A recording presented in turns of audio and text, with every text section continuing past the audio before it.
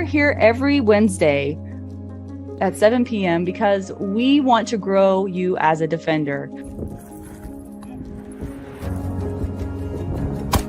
The defender seeks the challenge of standing up for what's morally and ethically right, and is willing to step forward and put themselves in harm's way because they believe that sacrifice and love is the way to do things. And what we mean by that is that you can grow as a good shooter, but what we're really here for is to help you grow personally as a defender. We know that personal growth and shooting growth go hand in hand, and we want to work to help you become better people in your lives, in your everyday lives, and that's going to translate to your shooting on the range. So that's what we're here for.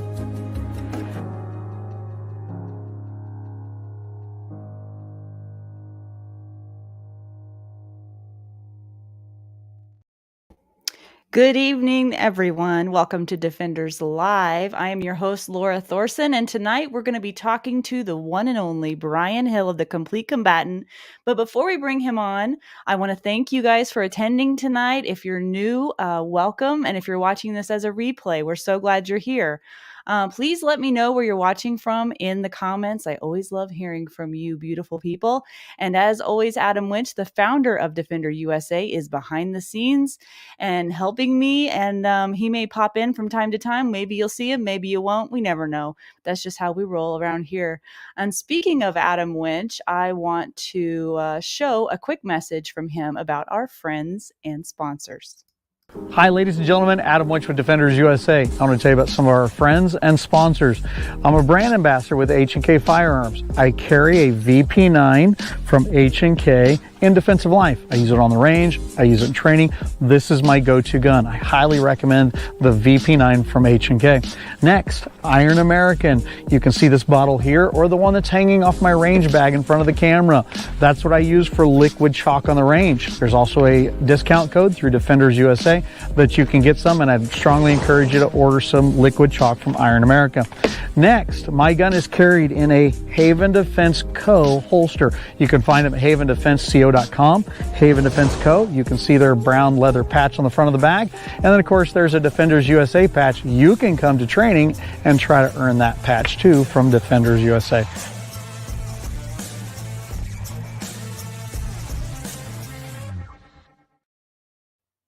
All right. So don't forget, guys, we're going to have a live Q&A at the end of this live with Brian Hill. So if you have questions along the way, make sure and put those in the comments, and feel free, of course, to comment during the broadcast. We love hearing from you. So let's check out where y'all are from tonight. So we've got Scott from Fort Worth. Welcome back. Thank you for coming. And Brent from Colorado. So glad you're here.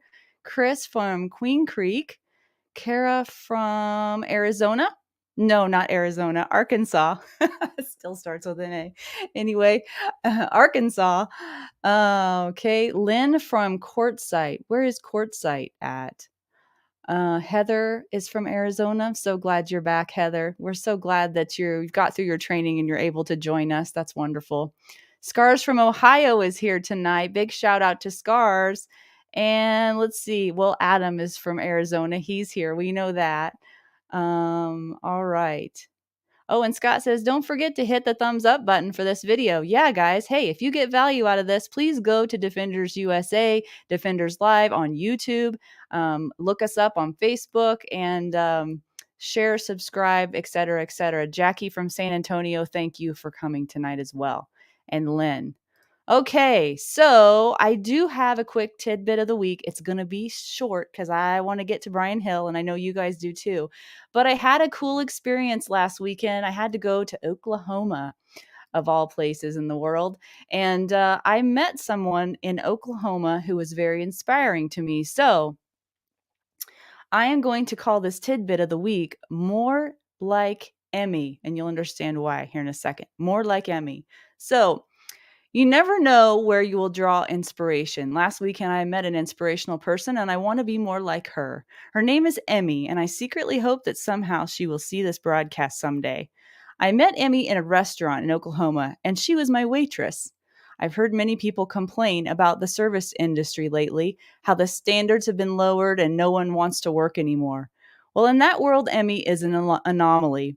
I watched her leading two trainees in the very best way. She was leading by example, and they were paying attention to everything she was doing and everything she was saying because she had something to offer. As I watched her command multiple tables in a completely packed restaurant, like wall to wall, guys, this restaurant was insane. I was surprised and curious. Seeing people work hard and really care about what they do gets my attention. I don't know about you guys, but it doesn't matter what you're doing, what industry you're in, when people are doing their job well and they care about other people, it makes you pay attention. So it doesn't matter whether you're a national competitor or a waitress. If you're a high performer, there's a reason for it. And I decided I could learn a thing or two from Emmy, and you better believe she got a good tip at the end of the night. So here are some takeaways I gathered from interacting with Emmy that we can all apply in our everyday life. First, quiet confidence. Emmy had a quiet confidence that I find in few people nowadays. I remember a teacher once told me, if you don't believe in yourself, no one will believe in you either. And I think there's a lot of truth to that. Confidence in your abilities and your execution is not something you tell people about, it's just something you do. So, number one is quiet confidence. Number two is competence. Emmy was captivating to watch. She was flying from table to table, making it look so easy, as many people do that are very competent in their trade. If any of you have ever waitressed before, I have, and it's not easy. You will appreciate that it takes a high skill level to keep that constant, never ending to do list going and doing it with a smile. You must be competent in your trade. So, number two is competence. Number three is caring. Emmy learned more about us by making small talk. And guess what? When we went back the next day, she remembered our names. Think about that. She remembered our names. I kid you not. How many of you forget what day of week it is? I do it all the time. Raise your hand. Tell me in the comments. But something as small as remembering someone's name can have a huge impact.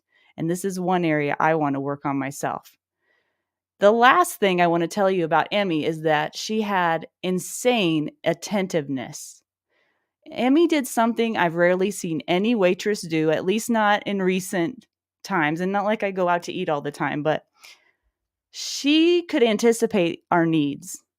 So before I could even utter the words that I needed a drink or a to-go box or a refill or whatever it was, she already had it. Like she read my mind. She was attentive and paid attention, anticipating everything that was needed. And this was the most surprising quality I noticed and the most refreshing. So, think about these traits in your own life. Do you provide value to people in a way that they truly appreciate? Do you care about people and really show it in your everyday life? Do you work to meet the needs of your customers, of your family, of your loved ones in a meaningful way? We can all get better in all kinds of ways, guys. And this waitress from Oklahoma showed me a thing or two.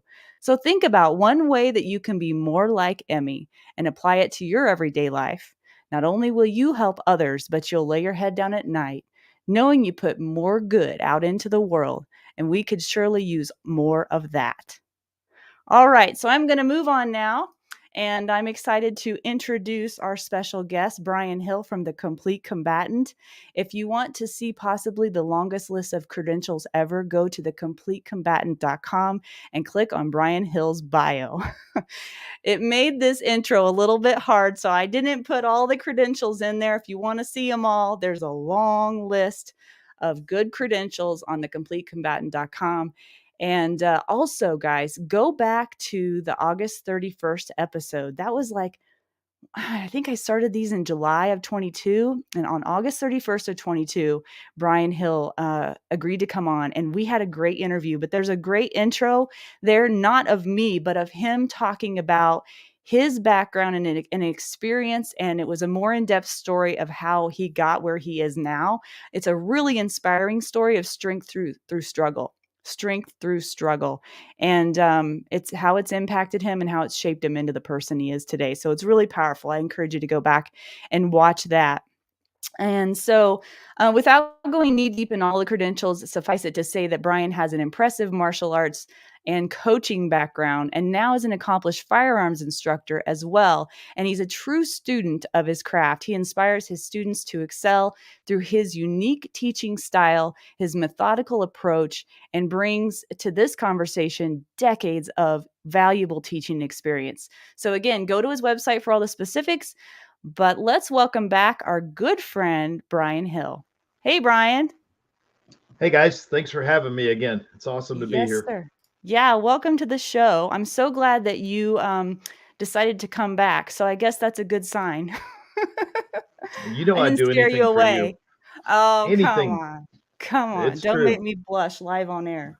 Yeah, So, yeah. did I miss anything in the intro, Brian? Is there anything that needs to be said about that? Yeah, you know what's funny? It's so different to hear how people do intros. Yeah. And when I was thinking about it, when you think that's a long list of credentials, you should see everything that's not firearms related on it.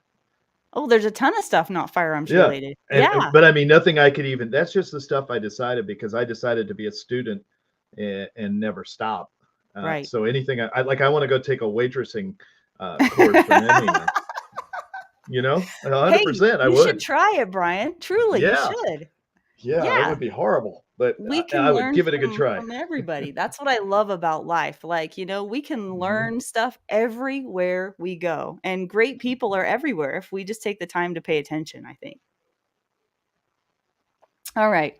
So, let's get into the beginning here. So, I gave you guys a clue whenever I titled this about developing presence and emotionless correction.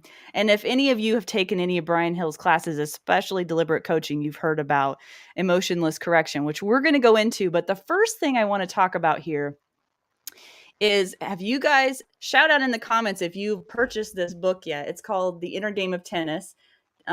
Tim Heron referred to it in the last live. I think it was 2 weeks ago when I had him on.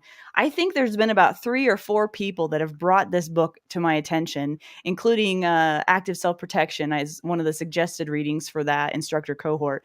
So I went ahead and cracked it open. I'm not even, I'm close to halfway through it maybe, so I still have a lot to learn there. But wow, it's a lot to take in, but it's all really good. So I wanted to pick your brain on a few of the concepts in that book and lead into perhaps the emotionless correction side of it.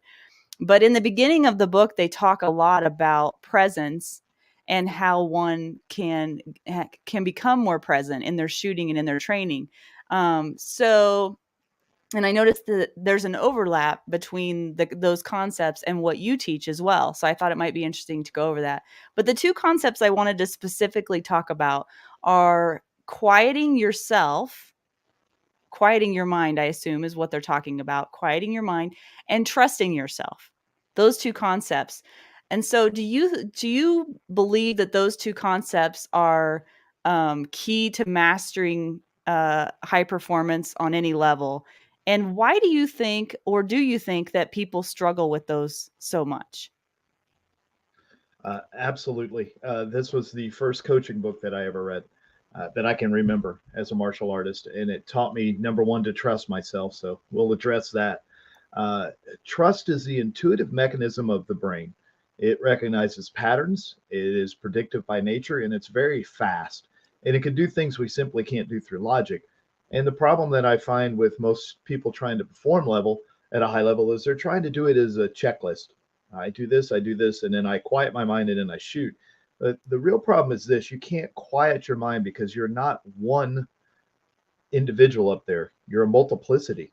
There's many voices in your mind and they're all actively shouting at one time, much like a preschool, you know, pay attention to me, pay attention to me. And Mhm. whichever one you do pay attention to is the outcome that you're doing.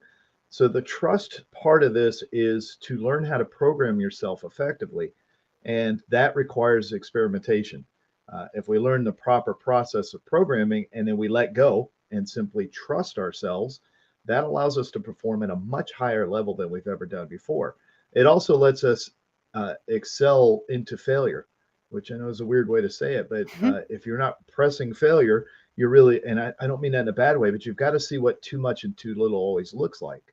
And your arousal level is where the voices come from. Am I too excited? Am I underexcited? Am I just right?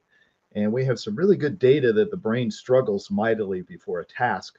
and then it lets go. If it can release, and that's what they're talking about, quieting the mind, and do the action, you become fully present in the moment. There's no longer past or present, or future. It's just doing. And for some people, doing is easier. Like we talked about riding a horse, you have to be fully present. You can't be behind or ahead of the horse. You just have to know what the horse is about to do. And that's how our mind is too. And we have to recognize who we are in order to trust ourselves. And we have to have an incredible self-image built up that's realistic, relative to the training. There's an acronym called SMART, that helps us develop goals. And when we're talking about SMART, the big part of it is that, the first thing is it has to be a selfless activity. It's a part of our self-image that we're fully present. It has to be measurable. It has to have some sort of accountability to it. It has to be realistic, and it has to be time sensitive. And that allows us to train with the trust, because we're working towards something, and then we're refining ourselves as we go along. And even in self-defense, the only constant we have is ourselves. So trust is a huge part of it. Quieting the mind is releasing the struggle. And I think we don't teach what presence means. We just Mhm. simply state it, like Be mindset. present. Yeah, You yeah, be just say be present. present, but I don't feel like Yeah. people know what that means. So are there any things that you would say could like help trigger that? Not trigger, but techniques you can Exactly. use to help do, because just like anything, don't you have to practice it?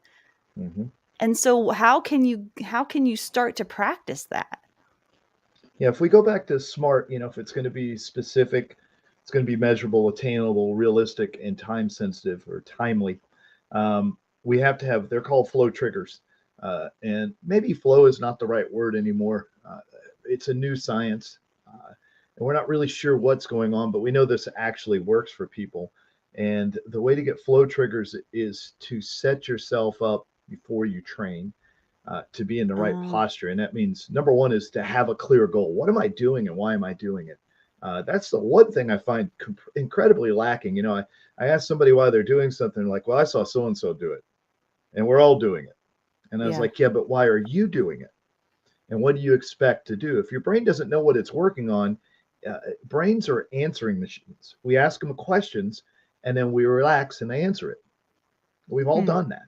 Mhm. But in training, we think we have to do all these things and we have to get all these things to get better at it. But basically, what you're doing is, with a goal, you're asking yourself a question: can I do this? Can I do it timely? Can I measure what I'm doing? And then the next step of having that clear goal is we step right up to the line, and we have to know that we're fully present. And what that really means is, either people dwell in the past or the future. So the past sounds like I'll never make the same mistake again. And you're right, you will, because you just visioned it. You've practiced it. Right. Now you're going to step up. You've seen it clearly in your mind what it looked like. And so now it becomes a self fulfilling prophecy, and then it becomes a plateau. And Mm. what's interfering in the plateau is your ego. And please, nobody take that in a bad way. We all have an ego, it's part of who we are. I don't mean it just being egotistical, but in order to improve, we have to sacrifice that portion of our ego, and we have to try something that's unique and new, Mhm. because true arrogance is believing we know the way. Um, I've done it with my instructors. They told me, you ought to really try this. And I was like, yeah, sounds great. I pay you a lot of money, but I'm going to do it my own way. And that's arrogance. It's not necessarily a negative thing, but we think we know better. So if until we let go of that portion of us and we try something new, creativity thrives in humility of trying the Mm. new thing, sacrificing it. So having that clear goal and then being present. Now, those that live in the future, it sounds like this: boy, I hope I don't screw this up. Mhm. They're always worried about the outcome. But understand this: creativity thrives in uncertainty. You want that. Every day, you guys do something incredibly dangerous, and it's called driving a car. But you could care less because you've forgotten about it. You're familiar with it. You just don't worry about it anymore. And then you see somebody climbing a mountain or jumping out of an airplane or taking an MMA fight or shooting guns, and you're like, boy, that's really dangerous. But what you're really saying is, I don't know enough about it, so I don't have any control over it. So I'm uncertain, so I should fear that. And that's what living in the future feels like. I just don't know what to do yet. So when Mhm. we're saying being present is knowing exactly what to do. And the best way to know what you're doing is the next step is immediate feedback.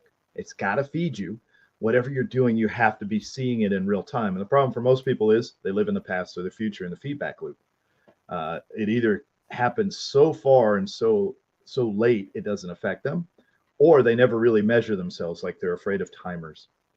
And that's I should say that differently, but that is the truth. You just don't want to be measured in that moment, so it becomes hard for you. Um, That's I accountability, isn't it? Yeah, yeah, and so let's talk about this real quick. When we talk about immediate feedback, there's two groups of people. There's the accuracy driven decision maker, and there's the driven decision maker, and they're both equally important. Sometimes you need more information. Sometimes you need to do something. And we're pre-proposed neurologically to be one of three things. Some of us are pursuers. When we get angry, we move forward. We can't help it. We see it all the time on videos where they chase people down after an event. That is their positioning of their nervous system. Some of us stand firm. We believe in what we believe. We're going to stand where we're at. We won't back down from it, but we won't pursue it either. And then some of us retreat. You can hear them in conversation. You're right. That's right. I'm sorry. I don't know why I brought that up. They tend to back up. Now, all three of those are really important. You need to be able to pursue, you need to be able to stand, and you also need to be able to retreat. Every military doctrine in the world talks about all three things. The problem is we have two we don't see very well. So, accuracy driven people are always trying to say, I want stillness so that I can see everything. And that's what you're trying to do when you shoot. One of the reasons that people have had such a hard time with a dot that are actually accuracy driven is they can't tell themselves anymore that it's still. Where the iron sights, you couldn't see enough of the target, so you were looking at the sights. You can't recognize vision while you're paying attention to something that's in front of you because there's no panorama vision. So you want stillness. That's what accuracy means. And then those that want speed, they want immediacy. And they're the one tapping their foot right now, going, Brian, could you get to the point? That's how they work, you know? And immediacy is what you want. So you have to know that when it comes to training, when you step on the line, know which one you're strong in, know which one you're weak in, and whatever your training is doing should be buttressing those so that when you get to performance mode, you really work. And that's what immediate feedback is. You know, if you're good at shooting B8s, then you should be doing something else. If you're really fast on the draw, you should be doing something else. You should Mhm. work on things so you get creativity and you thrive. And then Mhm. that's the final portion of this presence is being completely challenged relative to your skills. So some people need very little challenge, but just a bit. Some people need a lot. The coach's job is to recognize which category you fall into so that your EQ is well managed on the line. And we give you just enough a challenge. Learning is cemented by adrenaline. So it's necessary. Adrenaline gets a bad rep, but it is the chemical precursor to go do something. That's what it really means. It's not aggressive by nature, although we say aggressive people, it wrecks our abilities. What it says is you have to do something now.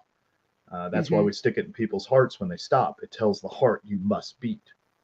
It calls forth energy. So it cements learning in the real moment. So if you're utterly comfortable on the line, that's no good. Mhm. But if you're overwhelmed and you can't even think, you're probably disassociative, so you're not there anymore. So all four of these just continually feed themselves. That's how we get to presence when we step up. Now the next question is how do you do all that? Right? You can keep going if you want. Yep. Yep. So preparatory cues. There's a real weird thing in firearms where well, it's not weird. It's a bias that exists, You can say we're and it weird, Brian, it's okay. well, yeah, but it's because some of the training is still in the infancy. It's only what Mm. 4 or 5 decades old, Mhm. which is a very short term for a learning progression, and then a lot of it was in mystery and it wasn't available. So it's still it's trying to work its way forward, but it doesn't know. So it has a lot of cognitive dissonance, and what that means is you can believe something to be absolutely true but not follow it. So, you can know that if you smoke every day, that you're going to die from it. But then you'll cite how many people haven't died from it and how your uncle Mhm. lasted forever. And that's the Mhm. dissonance that happens. So what we say is you got to be prepared. You got to have mindset. You need to be present. But then we don't train people to do that when they come to the line. And we know that this happens physically and psychologically, not technically. And that's why the more technical training you get, it doesn't solve all your problems because you know how to do the thing. That's not the problem. What you have to do is prepare yourself for the when and the whys and get all that stuff worked out with your system. So these are 7 cues that I teach in class. You've heard these, but we're going to step up to the line. We're going to be ready always. There are no more cold drills unless you don't practice. There's my dig for the day. All right. Because recency is 72 hours. So if you practice in the last 2 hours, it's a recent skill. It hasn't gone away.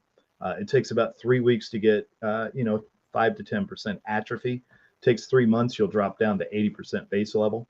If you don't practice after that, you'll probably end up with the ability to do it at 60 or 70%. Those are rough numbers. So recency matters. So there's no cold drills anymore. There's no anything other than being ready all the time, which is a great way to live, which is back to mindful. If I'm ready to take action, there's nothing to hold me back. I came to do the thing I want to do. Why don't I do it? You came to a shooting class. Always be ready when you step up to the line. But a lot of people try to control the readiness factor because they're procrastinators. So they want accuracy. So they're going to take more time. They're going to ask more questions. They're going to take notes and not actually hear what I say. They're not going to be present on the 3 repetitions of what the drill is. Then they're going to ask how the drill works. Then they're going to say, are we going to shoot it now? Because they're not bad people. They're living in that accuracy mode and they're not ready. And then the super impatient person doesn't know what we're going to do. They're going to step up to the line and they're going to wing it. They're going to whip the gun out, hope it all works out, and be surprised that the results were suboptimal. So being ready is being present and know that you're always going to go first. It's the opposite of military and law enforcement. You have to always volunteer to be first because you chose this. This is your goal. You came here for a reason. Once you do that, you have to visualize what you're about to do, and it has to be behind your eyes. You have to be seeing the dot or the front sight drop in, and then you have to add a kinesthetic visualization, which is either breath or grip, which is one of the 2 things that people don't do. So if you don't exhale, you have to visualize exhaling. This is in the inner game of tennis. There's weird visualization exercises inside of it. They would teach on the tennis stroke for people to hum because it taught them to breathe. It's counterintuitive. So I do it on draw strokes sometimes. I make people hum if they're holding their breath. But your visualization should be breath or grip. What does the grip feel like? Or what am I about to do? So I'm going to keep my lungs moving. If the lungs move, the mind moves, and then we really do a good job. The freeze is simply this. You've decided you can't decide, so you're going to hold your breath. If you want to get moving, take a breath. We'll get back to that in just a second. You have to quiet the vision. The visual input of nervousness is the eyes scanning rapidly all over the environment. It's called a saccade. It shows a lot of over arousal for the task, and you don't know what's important. So we have to settle the eyes to the center of the target, but you don't want to stare at it. You want to open up your vision. In order to know where you are in the universe, you have to open up your vision and not look through the foveal cone, which is detailed vision. It's like staring at your thumbnail. And that's part of the problem that we're having with shooting is the iron sights were rudimentary at best. And we know we're going to look at the target, but we're trying to front sight focus and we're trying to prioritize it. But we have to be able to see the environment more than anything. Driving is the perfect example. Try to drive home and look at a rain spot on your windshield and see how that works out. Or look down the road and then try to peripheral see the front of your hood in there. That's the vision of being quieted. And as defenders, we know to look at the hands, but look at the entirety of the target from top to bottom. Musashi talked about this, the soft gaze, to look through and beyond your target so that you can see everything in its totality. Once you've done that, you got to recognize you're going to struggle like hell. This is what nobody talks about. We all struggle. I've been on the road for 2 weeks. I haven't given any demos, and I stepped up to the line and a glorious thing happened. I felt the struggle. I was excited because that's what I do this for, and I had to do all these things and once again and let myself, but I didn't try to stop the struggle. I didn't quiet the voices. I just recognized them for what they are. They are simply echoes in my mind. They are not me. Yeah. That voice that talks to you is not you, your actions, your habits. They perform character. Character performs the tone of your life for the rest of your life. So that voice that talks to you, the less emphasis I give it and the more I let it go, the less power it has over me. So Mhm. instead of silencing everything, I just let go of it. I program myself. I'm good to go. I trust. Now I'll just get ready to do it. And after that, you just exhale out. You accept the programming, you exhale out, and then you can't wait to execute because you came to shoot. Shooting's fun. Shooting is good. And then immediately afterwards, you ask yourself, did I see and feel anything? Because what I find is people are not present in that moment. And this is how we get the feedback loop. All right. Was I able to see my sights? If you can't see every target in its clear vision with a dot or a front sight in it, you weren't present. And what I found in shot calling drills is that people tend to say now, and as soon as they say now, they stop recording. And then they wait until it comes back so they can realign it. And then they say now again. So I got to be present for it, Mhm. and that's the replay. And when I say presence, I get people to practice this over and over so that they can do it. And it sounds really timely and long, but it's this: you get better and better at it, and then it can be done in a second. And this becomes your walkthrough. And if I'm walking down the street and three guys take notice of me and start to do it, the walkthrough's already started. Uh, a good example of this is the outlaw Josie Wales with the guys on the porch. I don't know if any of you watched the movie. It's an awesome movie, but he totally details why he made the decisions in his walkthrough before he went. And then the one thing he could control, he released to somebody else to control. So that's what the trust is in this. And I think when we talk about presence, it's a very deep subject. And Yeah. martial artists have been studying this forever. Whether we're fighting with swords or sticks or with hands or choking each other, uh, it is the hardest thing in the world to wait for a fight and then have to step forward and be present for it. And when we say it's won or lost in a locker room, we don't mean there's some advice or a great speech. What we mean is you modulate yourself effectively so that you can perform well under pressure. Well, hello, Adam. Hey, Brian. So, a Yes, sir. question for you. So, when I go shoot, especially in competitions or really after a defensive encounter, I oftentimes don't remember seeing my sights. I'm so present in what I'm doing that I don't remember what the dot's doing. I know I did it, but I don't remember it. Is that, and I had somebody argue this to me recently, that that's a sign of unconscious competence. Is it that, or is it really not being present enough to where you can actually remember? It's a good question. I think it's two separate things. When we talk about unconscious competence, it's the ability to do task at a level where we don't recognize it. So the replay, being able to call or see the dot afterwards, is the opposite of that, where we actually go into, it's like doing a cognitive interview where you close your eyes, you put yourself forward, and then you try to see the whole array of targets you just shot. And can you see something of red motion? And if it's a dot, were you able to do it? The other indicator is if you were in competition or in real life and you had to make up a shot, you knew you missed. So you're able to correct in a certain timely amount of time, which would be about 0.3 to 0.5, depending on the distance to it. But you made that decision inside of it. So yes, unconscious competence has a bit to do with it, but we should not be able to see the dot and it shouldn't be clear. We should see the target with red motion in it. And it was good enough as long as I can close my eyes and say I saw something good enough. And I'm going to tell you, I ask a lot of people what they saw. And much like a very young child, they smile at me like this. And they say nothing. I didn't see anything. And I think that's part of the problem. We saw it in law enforcement that, officer involved shootings. Did you see your front sight? No. But if we can take them back to the event cognitively with an interview and say, all right, what did it smell like? What did it feel like? When you were truly present, what did you see? And they will be able to describe this. So I'd say that while you were very unconsciously competent, you need to try your visualization afterwards a little differently and put yourself as present to the feeling and the array of targets and just watch it as a tape instead of looking for something specific. See what your mind plays back. And if that's good enough, then you're fine. If it's not, you'll know right away. Open it up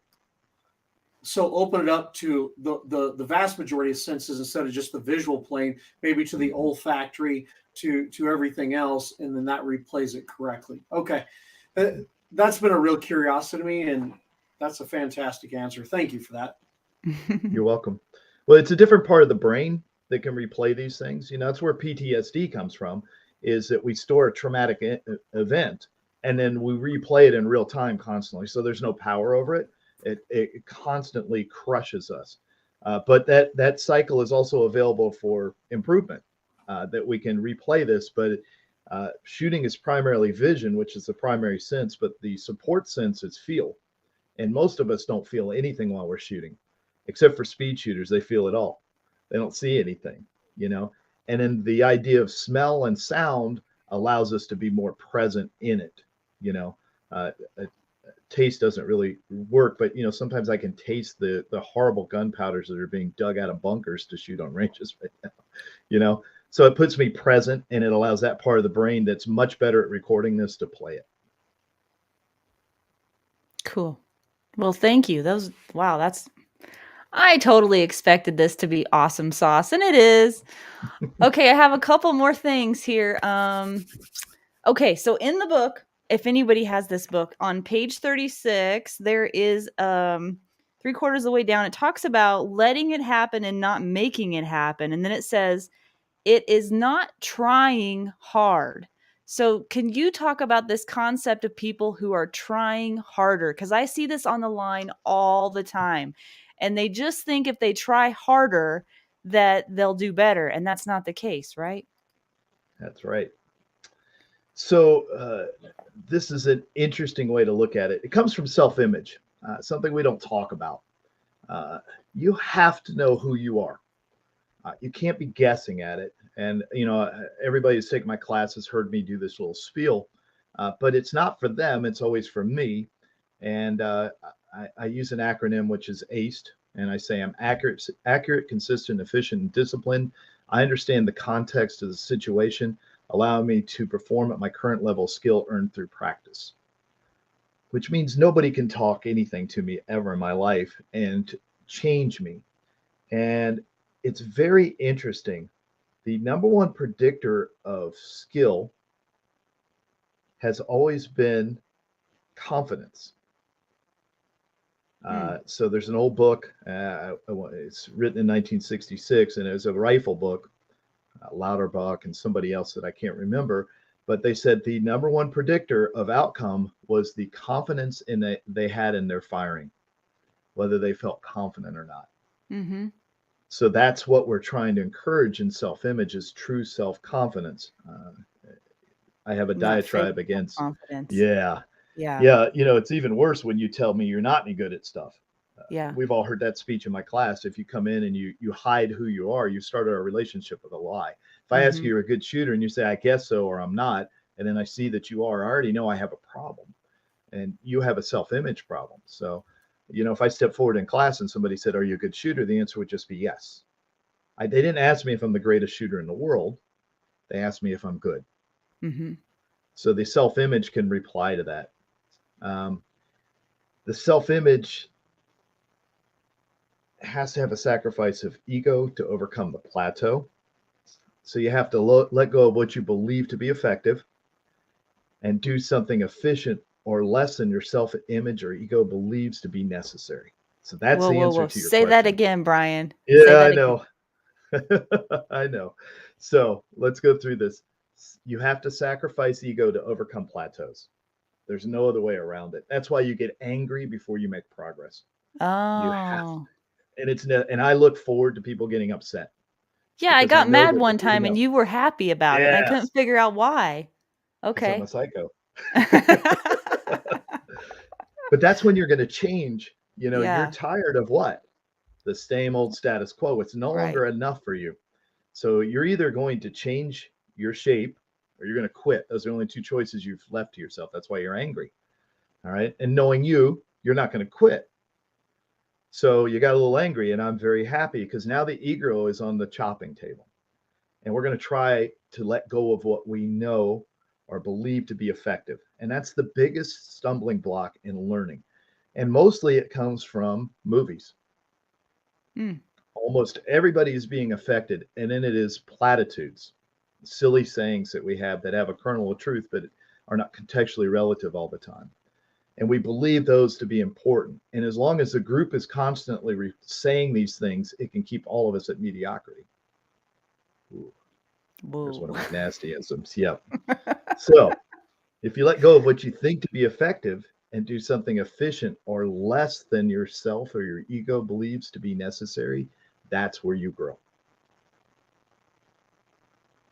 Didn't expect all that, did you? No, That's a I just tough one. think I think that we need just a minute to soak that in. Mm-hmm. Sometimes you don't need to say anything. There Mm-hmm. needs to be a soak-in moment. Well, people Whew. don't believe learning to be that. They believe it to be a repetition until suddenly the thing comes. And that's not how it works. All of you need to hear this. You're more than enough already. You can grow into any shape you want to be. We have neuroplasticity and mirror neurons for a reason. But you believe yourself to be fixed, and therefore you can limit your exposure to progress by believing something to be effective that's not, which is cognitive dissonance, Mm-hmm. which was the beginning of this discussion, that you can believe two separate things even though you know one to be true and the other one not. And that's what holds us back in training. And shooting is a relatively simple physical skill. It is complex because of the time compression factors and the relative pattern recognition that has to be done in tenths of seconds. So we can't be talking to ourselves while we're doing it. I know. Yeah, to truly do it correctly, you can't. But it's hard to shut that off. So speaking Don't shut of it off. Just let it be. Just right, don't just listen to don't give anybody. it any power is Yeah. what you're saying. You Yeah. don't give it Yeah. power. Yeah, that's But I you give think you're yourself right. something to do. You got to have something to do. Change your So call your focus. dot. Yeah. See your dot, call your shot, and feel what's going on. And that's the only thing that's important. So I could care less about the outcome. I always want to do well. Adam can relate to this. You stand in front of 20 people and you've given the demonstrations a million times. There's still skin in the game, and you can screw Yes. this up. So I look forward to screwing it up now so that I can show them how you handle failure and a problem in front of a group of people while I'm under pressure. So what Yeah. I simply do is I say, all right, I didn't do as well as I wanted to. Here's what I'm going to change. Here's what was lacking in my prep. Watch how I do this. And then I shoot the drill again. If I affect a change, I say, good for me. That was enough. If I don't, I say, listen, my programming wasn't right. I'm missing something here. What did you guys see? And then they'll feed me the answer. And then I shoot it again and everything's fine. So the real example in all this is what? The inner turmoil that we all go through and learning to find a clear goal so we can get present. That's it. If you can do that, that's what lets the voices go away, and it allows you to trust yourself at a high level. Well, that's true teaching too. I mean, Yeah. demoing is you want to demo at a high level, but if you're being honest about what's really going on, because we're all human, then that's a teaching moment. Yep. Yeah. And if I'm not pushing, I'm never going to make a mistake. Right. So what am I telling everybody? Be safe. Right. And there's no safety in the world. There's only strength through struggle. I think I heard that at the beginning of the show. Ah, that's my line. Go ahead, Did you have Adam. a question, Adam? Otherwise, I was going to move on to the next one. Yeah, Brian, what you just said kind of went back to the very beginning where we were talking about emotionless correction. Something that it really cemented when I first met you and you first started talking about that. I'd heard of it before, but it hadn't cemented until you spent some time on it, literally over the years that I've gotten to know you. Here's the example, and maybe you can pull a lesson from this better for us, is yesterday I had the honor, the blessing to be around the world's greatest lady shooter in the world. And I got to watch her shoot, compete, and got to see what happened. In one of those stages of shooting, I watched her literally mess it up to a massive penalty that cost her from first place down to really about third place. It was in the middle of the string of the fire. And I sat there and watched because I was curious what she was going to do as soon as I realized she had messed it up. And there was literally no outward physical expression of correction. She kept on going with what it was as if it had never happened. When she got done, she went back and got quiet by herself off in a corner. And I watched her I literally watched her relive it. You could almost see it coming out of her body, out of her mind as she relived it. So I think it goes back to what you talked about, using the senses of all the different senses to feel that. But it was so intriguing to watch the world's best shooter, lady shooter, that walks the face of the earth right now, do that. And really, it ties into everything you're just saying. And I'm curious, just on what little synopsis you've heard here, what lessons could you pull from that? So a friend of mine, a very good friend of mine, wants to change emotionless correction to compassionate correction. And I don't think there's anything wrong in that. But what we're talking about as a corrective instrument is not self-talk. We're talking about the truth. Mm-hmm. Seeing what you saw or feeling what you felt, if they're not present, the truth is you weren't there. And the only truth correction in that moment is I need to see more, I need to feel more. Uh, and that will put you present. So the emotionless correction is just cutting off a pathway we don't need. And mostly what we see with adults is temper tantrums where they get upset, and they put on a show for everybody else. Oh, I can't believe I missed that, or they come with the excuse. And what we need to do is short circuit that, because we're not in the immediate feedback loop if we go to that. We're in the emotional cortex of training. And what we want is immediate feedback. And I've got to figure out what I missed, because no matter how good you're at this, you're going to do this. You have cyclic concentration of 5 to 15 seconds. So somewhere during a stage of 30 to 45 seconds, there has to be a time where the human being drops out. And for some of us, the moment you drop out is the moment we look forward to, because there's where the improvement will be. If I'm just shooting well, what do I go back and work on? And if I can see the truth for what it is without getting upset, then I can improve in the moment. And the truth should just sound like what it was. And we've all been hit by it. Somebody says something to you and you're like, wow. They don't dress it up. They don't dress it down. Mm-hmm. They just say, listen, my coach said this to me once, and he said, you don't respect me. I said, sir, I respect you more than anybody in the world. He goes, I'm here 5 minutes early. You get here on time and you're not ready. So my time means nothing and your time means more than mine. He wasn't angry. He said in that quiet coaching voice, and then he let me stew. As Laura will attest, and Adam, I'm never late for anything again, because that was a moment of a profound truth that I was selfish. I wasn't being ready. And he was also teaching me to be a better fighter, because I also wasn't ready when I stepped in the ring. I was always a little late. I had to get hit. I had to fail a little bit, and I've never allowed that. So I think the truth is the truth, and you correct immediately, and you don't avoid it. And you don't say anything about it. You just go where it is. It's not really stoicism. I don't know about you guys, but I'm a passionate mess inside my body. I am nothing but passionate feelings. Mess outside my body. Yeah. I'm ready to go all the time, and I want to Yeah. do well. I want people to, and I love things and I hate things. But when it comes to correction, none of that really matters, because that's not part of the brain I want engaged. I just want the part that can correct the outcome. Yeah, that's where you can learn the most and grow the most. They talk about in the book too about this idea of positive thinking. Okay. So we know that negative thinking has, negative effects, which are obvious, but can positive thinking be a toxic attribute as well? They called in the book, they called it positive hypnotism. And they said it's a short-term gain. So we did a lot of experimentation with neurolinguistic programming. Tony Robbins was big in my generation. And we self-talk ourselves into a positive methodology. I'm going to win. I'm going to win. But there's more to it than that. It's a very juvenile approach to it. If I just repeat the same thing over and over and say it. So we have 3 negative thoughts, or if we have 1 negative thought, it takes 3 positive thoughts to turn it around, following the rule of 3. So we're inversely more negative, because that's survival. We don't want to make the same mistake more than once if we survive it. So it is a bit negative, but we also have to not tell ourselves it doesn't matter. We're beautiful and wonderful. The outcome doesn't matter, because it does matter to us. But the only way we can affect the outcome is by being process driven. So the self-talk should always be situated towards process. Was I present for the process? Did I do the steps? Do I know the order of information? Was I accurate in my assessment that it was good enough? Did I do it in a timely fashion?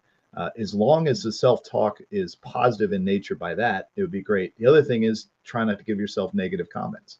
Uh, if you tell yourself not to do something, you might as well just go do it because all you've envisioned.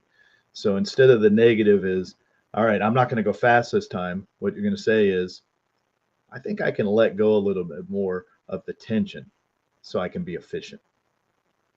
So it's a different way to talk to yourself, and it's not positive talk the way we kind of think about it. It's not geared towards the outcome. It's geared towards the process. You make it sound so easy. It is not. Please don't think so. No, I I'm know just it's trying to not. simplify it. Yeah. Yeah, I'm just yeah. it's a struggle for all of us. It's a struggle for myself. And I heard Jordan Peterson talk about when he wrote his book that he was working at a level higher than he ever had before. And sometimes he goes back and reads it. As an instructor, I've been working on a clarification of what I believe to be important. And it's all very clear in my mind right now. And so the real goal is to simplify the process so it makes sense to everybody instead of using catchy terms and phrases. Mhm. And that's all I'm trying to do. That this is available to all of us. And if you look at any endeavor, you'll notice these things being present. This has nothing to do with shooting. Every effective, successful person or group does these things for a reason, and they have to Mhm. do these things.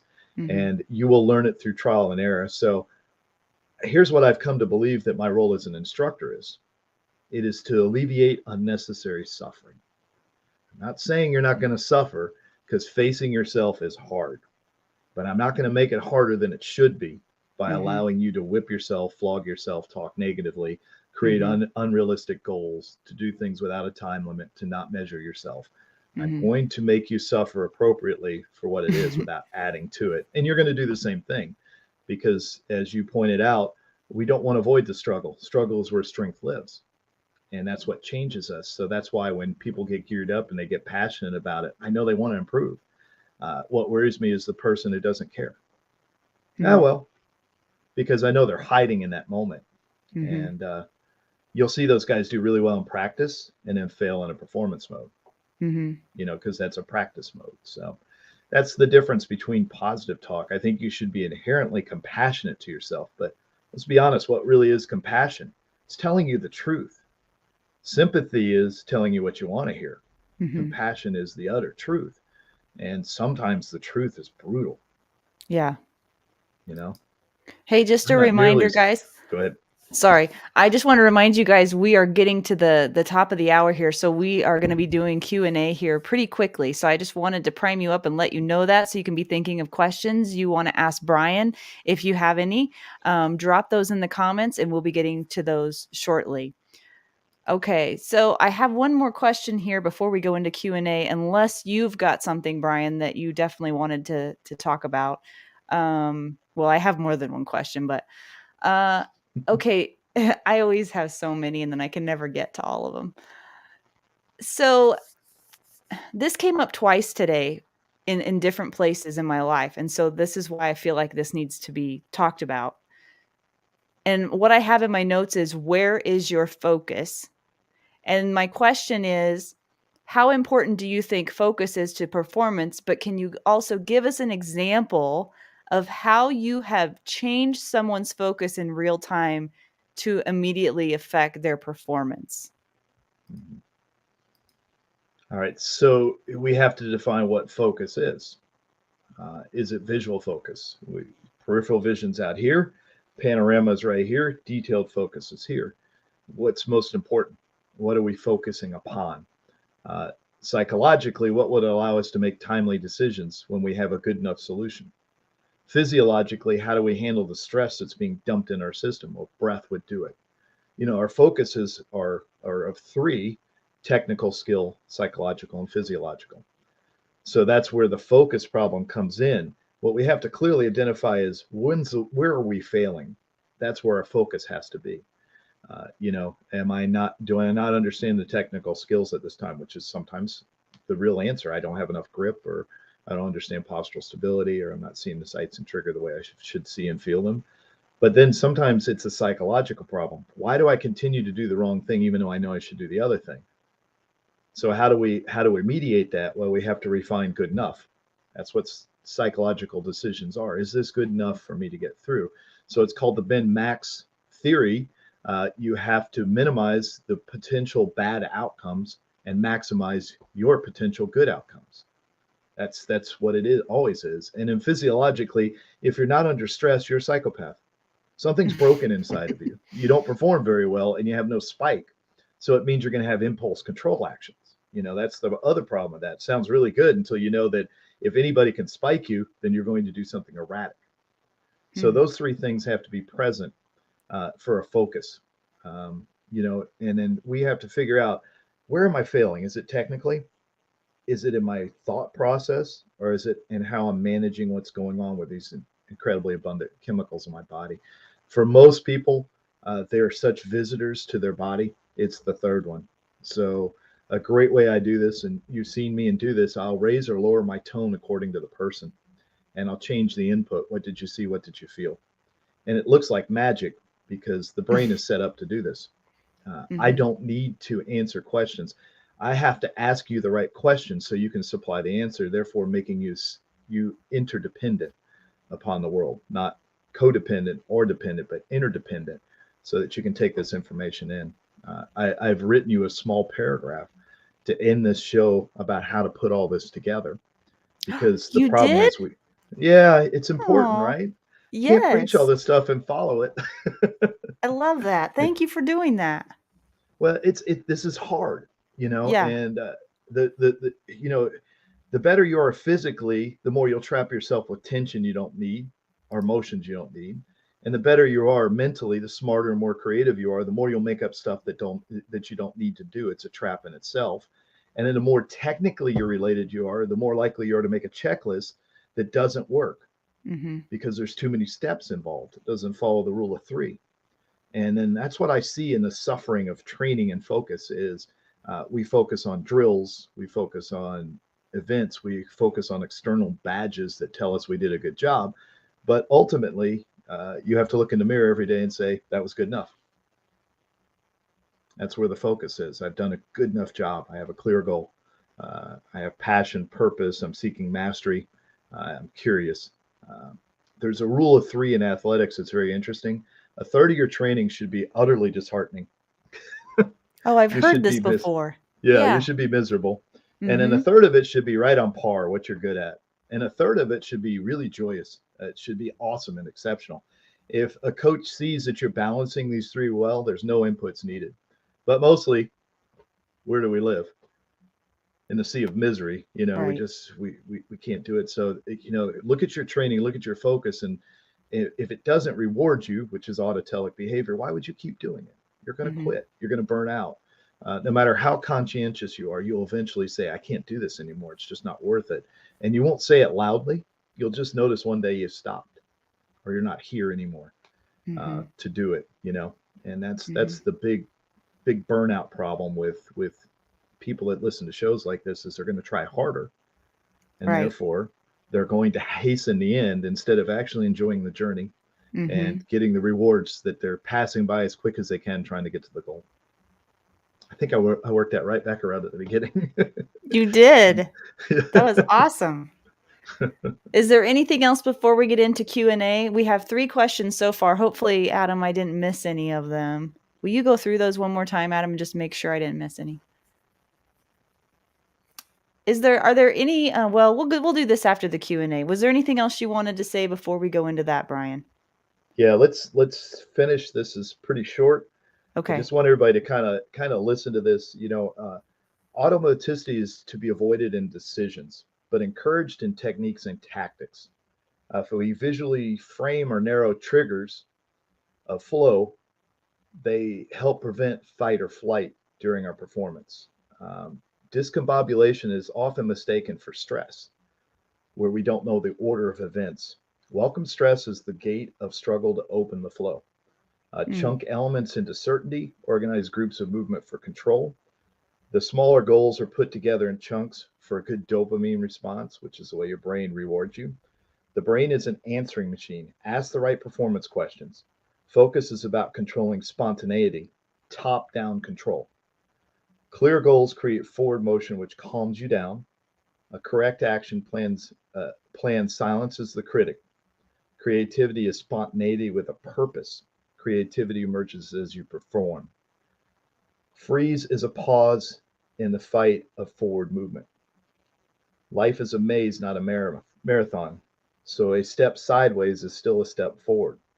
Gratitude inspires forward action instead of basking in the feeling. Emotions are contagious, whether they be calm or panic. That's You need to write a distilling book, of, Brian. yeah, that's the distilling. But you know what? I am writing a book. I'm You writing it are? with all of you. Every one of you that I touch, you have the living book, and then it Oh, can't be misrepresented. It becomes the life's work of the coach is to write living books. So maybe I'll write a book eventually. I got enough notes, Lord knows. yeah, you've got quotables for days, man. But that's how the truth is, right? It just is Right. the truth, When you you hear know? the truth, it resonates. When we hear Mhm. the truth, we know it. Yeah. Okay, And I so never let's had see. this. I never had this from my coach, until much later in life. And then I could appreciate it. The early coaches were horrible, you know, they were doing the best they could with no information. So, Well, we're really glad that you've decided to help us because it's so valuable. Like I can't even put it into words. It's unbelievably helpful, I'm sure, to many. So we appreciate you being on here. the honor Okay, is let's mine. see. Um, which question should I do first? I'll just do them in order. How about that? Okay. Okay, so Daryl wants to know, how do I get myself to do the thing I know I need to do? So clearly define it as good enough. Um, you know, so I don't know whether you're actually talking about while you're doing something or getting started. But so, like, if I wanted to practice and get better at things, some days it's 2 minutes of practice, some days it's 20 minutes of practice. I need to have a clear goal of what I'm trying to improve. I need to have a little practice schedule to do it. And then I need to do it with recency every 72 hours. The problem is we have to wade through the sewage to get to clean water. So we're going to have a really hard time at the beginning of any new practice getting good at it. And that's the struggle. And I offer you the struggle as your own so that when you get to the end, you'll have strength to pick it up and keep going up the hill. And that's the reward of this.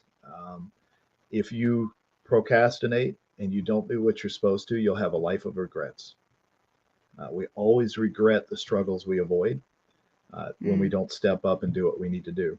And I hear in that question, Daryl, a great question. So I encourage you to invest in yourself as you if you would in your loved ones.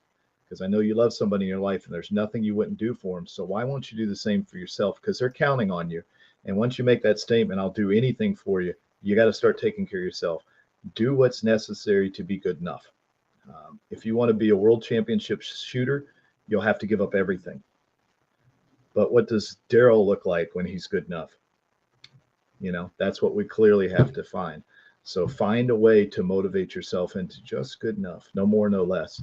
And recognize every time you say to yourself, I didn't do what I'm supposed to, so what can I do about it? Turn it into the question of action. And then find a way to do it. I hear so many people say, I don't have time. You don't mhm. have time not to improve yourself. You don't have time. You've made enough time and importance and money. When you spend money, you're spending your time. So spend the time wisely. Value yourself at a high level. Show some self love and advocacy so that you want to improve. And then know that 90 days of it is just hell. It's just hard to get started, and then momentum will start to carry you after that. That's so good.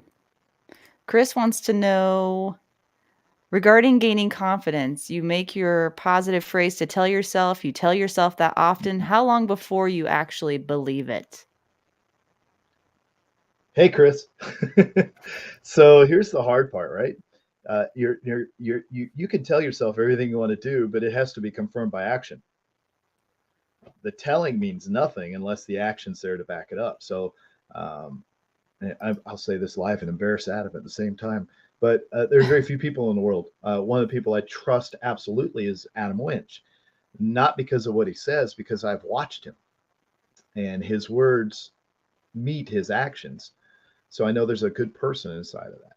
So when you tell yourself you got to do this, you got to do this, you have to meet the actions. Um, if we're talking purely about shooting goals, the first thing is to be safe. Are you safe with a gun? Then you have to say, all right, I can move on to the next thing. Can I hit the target? Yes. At what distance? What size target? The target will tell you the truth. Once you get good at that, you have to say, I'm going to become more efficient. I'm going to get rid of all the things that don't matter that I think that matter. I'm going to refine and polish myself and get rid of the dross, boil it out of my soul until the perfect part of me is there. And then I'm going to step forward in every opportunity to perform at my highest level.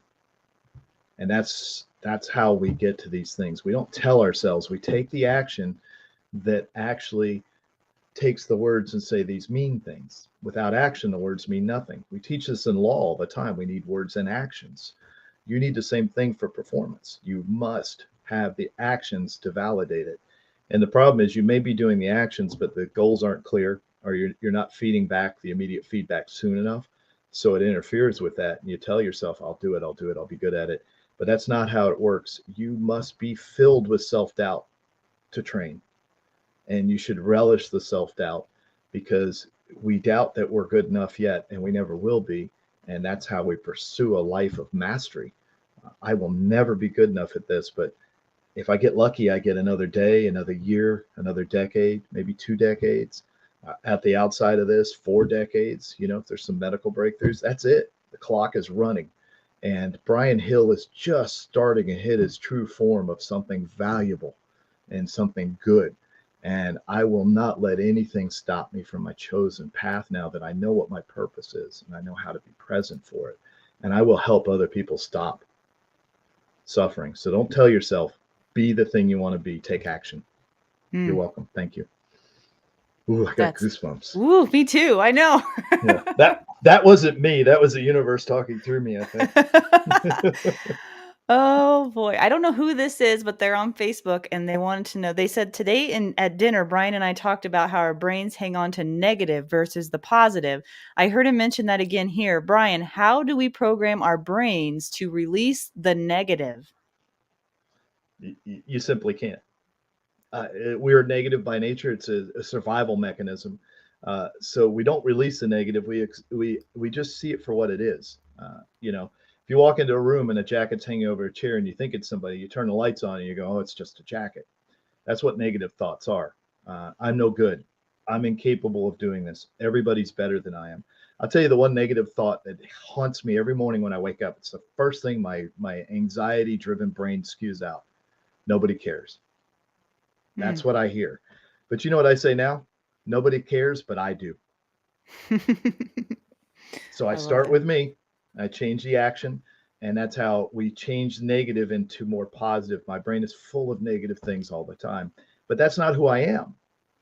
If you know me, I'm not a negative person. I just realized that the inclination is to be negative, to talk to ourselves. So once again, I can't get rid of those, but I change them into something. And I think the way I've changed that one, I'm pretty happy with it. No one cares, but I do. I love and that. then I'm eventually going to get up and say, we all care. We all want to be better. And I think that's what I really see with people is everybody wants to be a little bit better than they were. And martial arts has always been a vehicle for self-refinement. If you don't know yourself, you can't achieve any victories. So the refinement is these very small windows of I'm facing something negative. Then I can change that while I'm doing a very minute task that has very low risk involved in it right now. And if I do that over a period of time, it creates a habit. Habit creates character. Character creates a lifetime of work. So much. There's so much, Brian. I don't know how it all got in here. It's a lot. It's wonderful. I love it. We need to wrap up. glad. We're over the hour. I don't want to stop, Yes. but I do want to value your time. I'm and here for you. I want to ask you, are there any classes coming up that you want to tell people about? Hey, so the book you used, I have blatantly stole and infringed their copyright. Now I have a class called The Inner Game of Shooting to address Oh, these concerns. So yeah. I love my deliberate coaching class, but there's only so many people coaching firearms, but there's a whole bunch of people in the world that want to shoot well and want to get over all this, and they don't care about coaching, even though their first client is themselves. So I created a 2-day course that's called the Inner Game of Coaching. And then I have the deliberate You mean the coaching inner game of class. shooting, right? Inner game of shooting. Yeah, Yeah. sorry. See what I Yeah. did right there? It really is the inner game of it. But it's an ode and an honorable to the inner game of tennis and golf, because they really got me started on being adaptive. That's what the whole book is about. Quit teaching the way you've always taught and be adaptive. Trust your intuition to do these things. So I'm very excited to teach that. And of course, it's influencing all my other courses. Yeah. So my red dot has a portion of it, and that has it. And then so really excited about that. And you can find all this information at completecombatant.com. That's the completecombatant.com. Shelly's awesome. There it is on the bottom. Thank you. And there's a whole schedule and list of stuff I'm doing. So I'm on the road for about 20 weekends and then a couple at home, maybe 10 or so. So I got about 30 classes coming up this year. Who knows what else will happen too. So busy guy. I love it. That's awesome. Love it. Cool. Well, we're going to cut you loose tonight, Brian. Thank you for your time, for your wisdom. I really hope that you might come back, later in the year again. I want you to be a regular because you have a special place in my heart. You've helped me in so many ways, and I'm looking forward to continuing to work with you in the future. So, just a really special guy, and I think you all can see his heart, and he's got so much wisdom and knowledge and experience, and really, really, truly cares about people, and that really shows through when people are that way. So thank you again for coming on, Brian, and I hope that you'll come back again sometime soon. Listen, anytime for you. I don't know how more clearly to say that. If I'm Well, available, I'll yeah. do anything for you. All right. Okay. So, yep, Okay. I want I to appreciate support it. you. And I see you're going to take the mantle of a lot of things that nobody else has. And this is the beginning of it. And my job at my elder statesman's age is to be a part of your success and to facilitate you getting better at what you do. And if that means me sitting here and running my yap and pretending like I haven't made 12 billion mistakes on a daily basis, then that's what I'm here to do. So Well, I appreciate that. Thank you from the bottom of my heart. you're one of my favorites. Don't tell the rest of them. I'll rate this podcast. All right. Well, let's move on then and talk about who we're going to have on next week. So let's see here. Oh, next week we're going to have, is that right? Let me check the calendar. I just want to make sure. Oh, yeah, that's right. Okay, next week is Ed Monk is going to be on from Last Resort Firearms Training. Ed is the co-owner and instructor at Last Resort Firearms Training in Whitehall, Arkansas, and he's been researching, providing training to schools, churches, and law enforcement on active shooter threats for over a decade. So that's what we're going to be talking about next week. Let's see.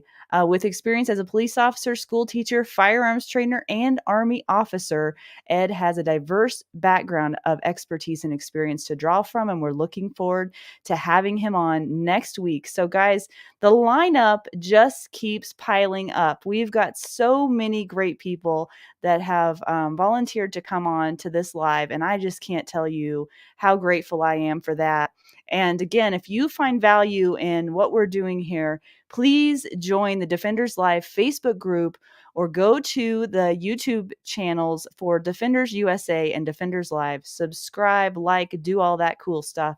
And we'll plan on seeing you here next week with Ed Monk's Wednesday night, 7 p.m. Mountain Standard Time. Until then, take care.